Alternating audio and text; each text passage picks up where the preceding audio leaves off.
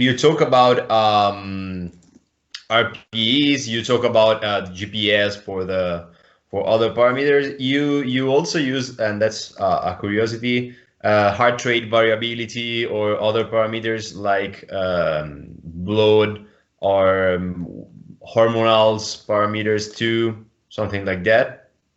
We will use a number of different things. So from obviously we use force plates every Yeah. day. Yeah. So even on game days, so readiness, RSI, you name it, we have a number of different strategies. But this is where it gets tricky in the NBA. Is it's a long season. That's kind of where I talk about it's an art.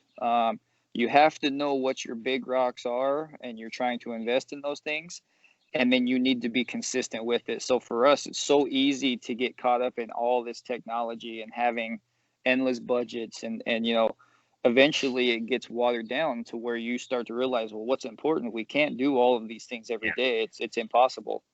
So you need to figure out what truly are the strategies that works for your team, for your players.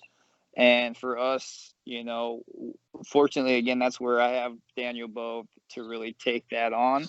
But he has helped figure out what are the important things. When do we wear our GPS? When do we do, when is the right time to get RPE? Of course, some of those things are every day, but you have to find the right windows to do those things, including force plates, including, like you said, heart rate monitors. But we will do all those things at the beginning of the year when players are coming in so that we can keep track of their baseline year to year. And oftentimes, too, when we see a new player come in from the draft or a trade, we'll put them through a battery of tests that we is a part of our metrics that we feel is important. And it goes hand in hand with our medical team as well, from like a return to sport. You know what I mean? We have physical therapists, athletic trainers, and so everybody's working together for the betterment of the player, but we're also trying to look ahead so that we can be prepared if a player becomes injured. What are our metrics to figure out what he needs to do or show us before he can come back? And again, I'm sure there's a lot of teams doing very similar things. I know there are. We talk about these things all the time. But everybody wants to know, what's the secret? What are you using that we're not?